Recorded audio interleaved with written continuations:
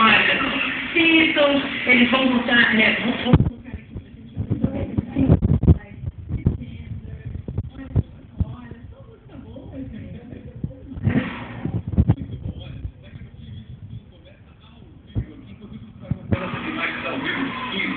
eu recordo quando você disse que agora isso que já é uma festa, né, Helena? olha só, a apresentação que nem na nossa frente, olha aqui. Que atriz.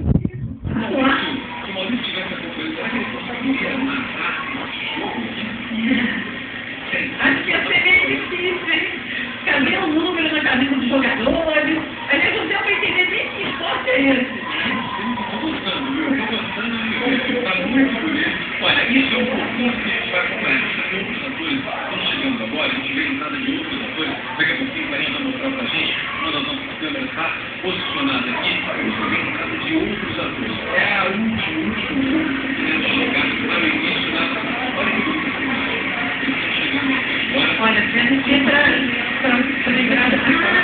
Olha só, é para ver. Exatamente. Olha que bacana isso. Gente, isso aí não é um docinho, não, tá? É bem de verdade. Olha que lindo.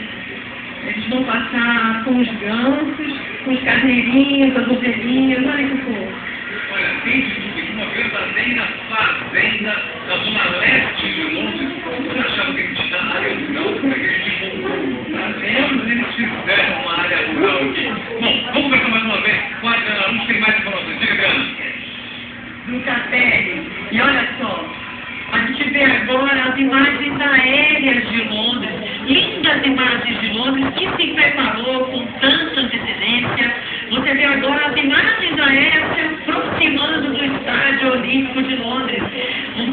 Olha só, o estádio inteiro aqui no telão, agora todo mundo acompanha essa imagem. E a imagem que vai abrir o espetáculo, o vídeo que foi gravado sobre Londres, vai valorizar muito isso. Essa imagem, essa viagem por Londres, até chegar aqui, a região leste, que foi transformada para as Olimpíadas. Essa é uma